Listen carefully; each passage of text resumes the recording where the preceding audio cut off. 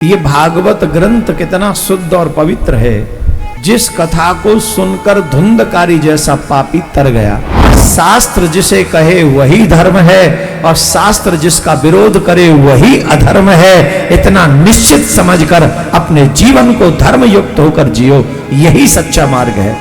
भागवत कथा कहना किसको अधिकार है? जिसके मन में मत्सरता न हो। जो मच्छर होता है वो बाहर से काटता है और जो मत्सर होता है वो अंदर से काटता है। धन्यम भागवती ही वार्ता प्रेत पीड़ा विनाशने।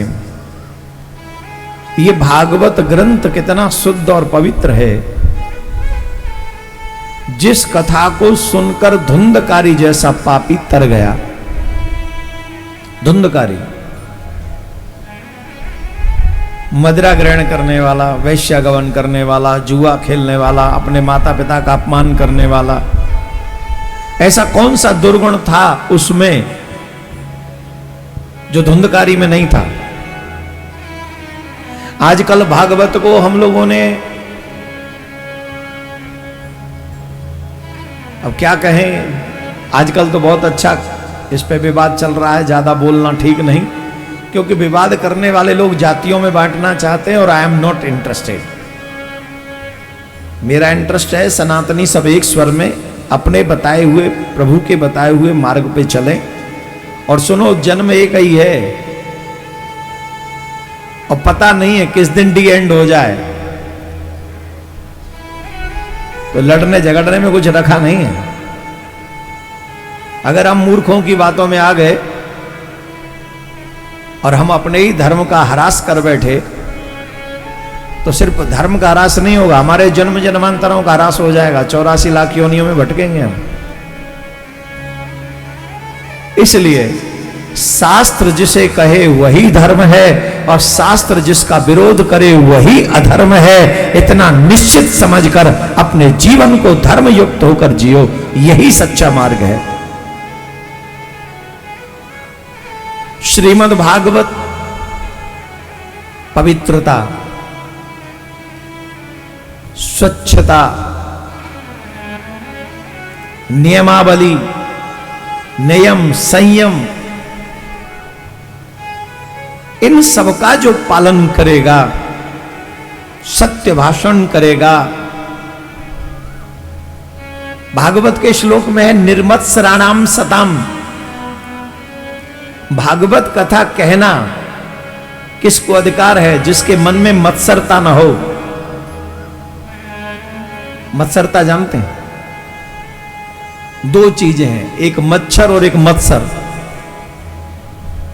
ध्यान से सुनिएगा। एक होता है मत्सर, एक होता है मच्छर। जो मच्छर होता है वो बाहर से काटता है और जो मत्सर होता है वो अंदर से काटता है। और एक और बात बता दें, जो बाहर से काटता है उसके लिए दवाइयां भी हैं, इलाज भी है, प्रयास भी है, भगा भी सकते हैं। लेकिन जो अंदर से काटता है, ये मत्सर का भी खतरनाक रोग है। वो मत्सरता किसे कहते हैं? दूसरे की उत्कर्ष को देखकर प्रसन्न ना होना, दूसरे को देख के जलना, ये मत्सरता है। और कई बार मत्सरता बाबाओं में अभी आ जाती है। हम भजन कर रहे हैं, अरे ये 4 घंटे करता है, हम तो नहीं कर पा रहे हैं। अब उसी को देख के जलन हो जाए, हम क्यों नहीं कर पा रहे, ये क्यों करता है। अब उसी में सांप छोड़ दें, उसके यहाँ बिच्छू छोड़ दें कि तुझे भजन नहीं कर। ये मत्सरता है। फलाना व्यक्ति इतनी अच्छी कथा क्यों करता है, उसकी खिलाफत करें, उसकी बुराई करें। कोई व्यक्ति अच्छा है फिर भी हम उसकी निंदा करें, ये मत्सरता। और ये अंदर से काटती है। और अभी ऐसे ही विचारों को हम लोगों ने आजकल में सुना। ये वो मत्सरता है जो तुम्हारी प्रगति नहीं होने देती, उन्नति नहीं होने देती।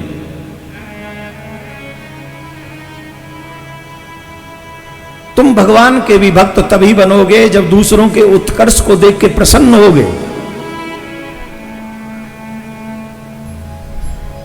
हमारे साधु संत महात्मा इसी बात को कहते हैं, जो दूसरे के सुख को देख के प्रसन्न हो जाए, समझना वही साधु है, वही भक्त है, वही ठाकुर जी का अपना है।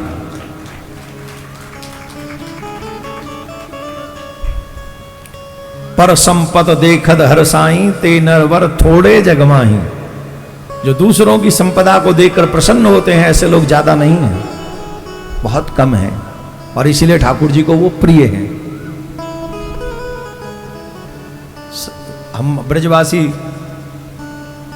सूदी सादी भाषा में कहते हैं पजर रोय, वाह देख के जड़ तो है पजड़ तो है, ये कहते हैं। अच्छा, आप किसी से जलते हो तो उस पर तो असर बाद में होता है, पहले तुम्हारे अंदर असर होता है। तुम कुड़ते हो, तुम परेशान होते हो, तुम्हारी बुद्धि विचलित हो जाती है, विपरीत दिशा में प्लानिंग करने लगती है, उसे नीचा दिखाने के लिए पहले तुम नीचे गिर जाते हो।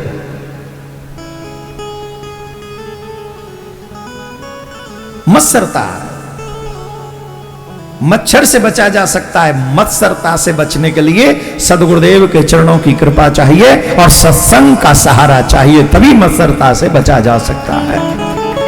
राधे राधे बोलना पड़ेगा, धीरे बोलने बात नहीं बनेगी।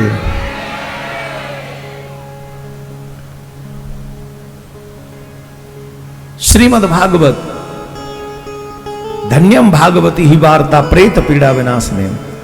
धन्य ये भागवत ग्रंथ जो प्रेत को भी जिसने मुक्त कर दिया।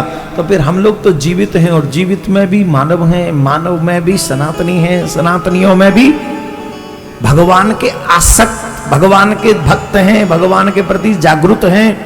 और सबसे बड़ी बात कि आज हम बंसी बट पे बैठे हुए हैं, मानव होते हुए भी।